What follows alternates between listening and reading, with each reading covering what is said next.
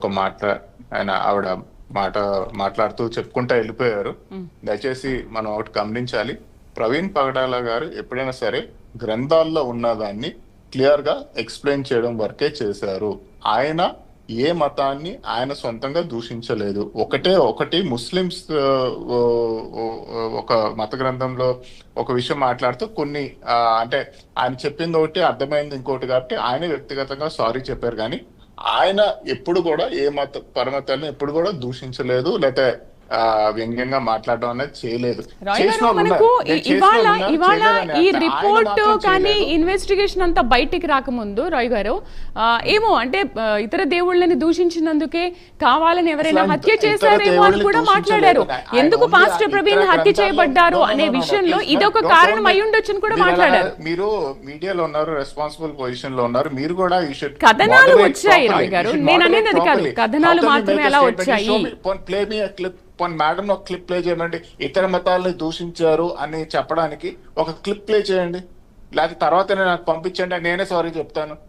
You have to play the role of a moderator madam. మీరు ఒక one side ఒక argument తీసుకొని దాన్నే మీరు అది నిజం అని చెప్పడం అనేది నాకు నచ్చలేదు. నేను నిజమని చెప్పట్లేదు, కథనాలు అలా వచ్చాయి కాబట్టి హత్య జరిగిందేమో అన్న వార్తలే వచ్చాయి. మేము అక్కడ ఏం జరిగిందో అదే ప్రెజెంట్ చేస్తాము, అంతకు తప్పించి ఇదే నిజమని మేము నిరూపించలేం కదా. పోలీసులా పనిచేస్తారు. కొన్ని మర్మాలు ఉంటాయి, కొన్ని గ్రంథాల్లో కొన్ని మర్మాలు ఉంటాయి. అది క్రిస్టియానిటీ అవ్వచ్చు, హిందూయిజం అవ్వచ్చు, లేకపోతే ఇస్లామిక్ రిలీజన్ లో కొన్ని మర్మాలు ఉంటాయి. అదేంటంటే కొన్ని విషయాలు అది మనం బయటకు వెలికి తీసి మాట్లాడినప్పుడు ఆ మతం వారు దాని గురించి వాళ్ళు ఇబ్బంది పడవచ్చు, బాధపడవచ్చు, అంటే దాని గురించి ఎక్స్ప్లెయిన్ చేసినప్పుడు. సో అలాంటప్పుడు ఏమైనా వాళ్ళు అరే ఎందుకు ఇవన్నీ ఇప్పుడు ఎక్స్ప్లెయిన్ చేయాల్సిన అవసరం ఏంటి అనే ఉద్దేశంతో ఎవరైనా గ్రడ్జ్ పెట్టుకొని ఉండొచ్చేమో. కానీ ఎవరిని కూడా కించపరుస్తూ కానీ లేకపోతే తక్కువ చేసి మాట్లాడడం అనేది ప్రవీణ్ పగడాల చేయలేదు. He only explained what is there in the text. Right. So ఇప్పుడు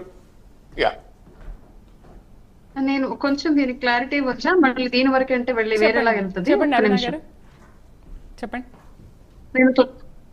నేను ఇందాక క్లియర్ గా చెప్పానండి. ఏం చెప్పాను అంటే ఒక మతం గురించి లేదంటే ఏదైనా ఒక విషయం గురించి మనం గొప్ప అని చెప్పుకోవాలనుకున్నప్పుడు మన గురించి మనం చెప్పుకోవడంతో పాటు ఎదుటి వాళ్ళు ఈ లోపం ఉందని చెప్తారు. అందులో భాగంగా హిందూ మతం గురించి అలాగే రామాయణంలో రాముడి గురించి చెప్పేటప్పుడు ఆయన ఒక రకమైనటువంటి ఎక్స్ప్లెనేషన్ చేశారు. అది చాలా మంది హట్ అయ్యారని మొన్న తెలిసింది నాకు. ఆ విషయం ఆయన మరణించినాక తెలిసింది అంటున్నాను. నేను క్లియర్ గా చెప్పాను ఈ విషయాన్ని. ఆయన తప్పు మాట్లాడాడని కానివ్వండి, లేదంటే ఆయన హిందూత్వవాదులు వ్యతిరేకించి ఏం స్టేట్మెంట్ ఇవ్వాలి, అక్కడ జరిగిన దాన్ని.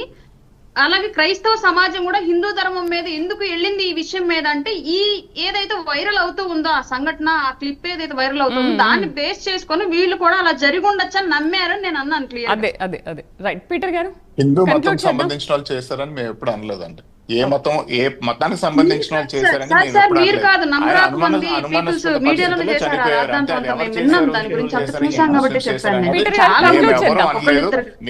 మీరు మాట్లాడాలి, రాఘవేంద్ర గారు మాట్లాడాలి. పీటర్ గారు ఒక్కసారి. చాలా మంది మాట్లాడారు సార్, హిందూ మతం చేశారని చెప్పేసి చాలా మంది మాట్లాడారు. మీకు కావాలంటే వీడియో క్లిప్స్ కూడా దొరుకుతాయి. ఎవరైనా రెస్పాండ్ అయితే చెప్పండి అమ్మా. ఎవరో దాని పోయే దాని ఎవరైనా పట్టుకొని రెస్పాన్స్ తీసుకోవడం కాదు. పీటర్ పొట్ట గారు మాట్లాడతారు. ఓకే, అరుణ గారు మాట్లాడారమ్మా. అరుణ గారు మాట్లాడినప్పుడు ఒక మాట అన్నారు, హెల్మెట్ నేను 10 నిమిషాలు పెడతాను, పావు గంట పెట్టుకొని షాప్లోకి వెళ్ళి వస్తాను అని చెప్పి అన్నారమ్మా.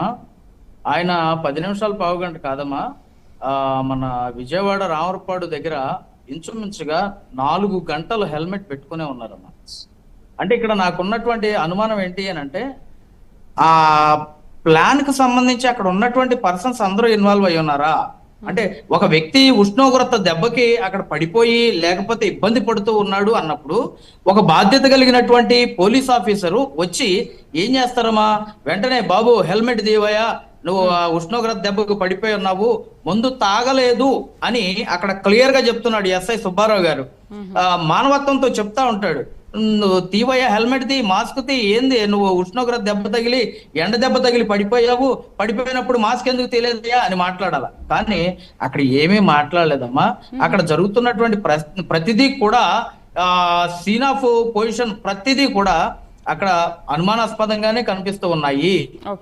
ఇక్కడ మరొక పాయింట్ మేడం ఏమన్నారంటే, అరుణమ్మ ఏమన్నారంటే ఆయన మత గ్రంథాలని లేకపోతే ఇతర దేవి దేవతలని దూషించినట్లుగా మాట్లాడుతూ ఉన్నారు అని చెప్పి ఈ మధ్య కాలంలో నేను ఒక వీడియో చూశాను అని అన్నారు.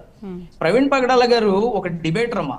ఆ డిబేట్ లోకి హిందువులు, ముస్లింలు, క్రిస్టియన్స్ ముగ్గురు 3 వర్గాలు కలిపి అక్కడ ఒక చోట కూర్చొని మాట్లాడుతున్న క్రమంలో మత గ్రంథాలకు సంబంధించినటువంటి విషయాలు వచ్చినప్పుడు మత గ్రంథంలో అది కాదు ఇది ఉంది అని చెప్పినటువంటి సందర్భాలు